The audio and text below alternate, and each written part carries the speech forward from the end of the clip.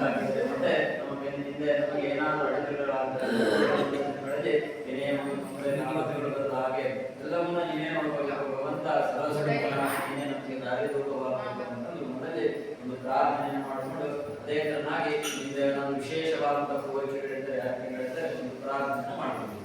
ಓಂ ಸರ್ವಾರ್ಥಂ ದೇವತಾ ನಮೋ ನಮಃ ಲಕ್ಷ್ಮೀನಾರಾಯಣ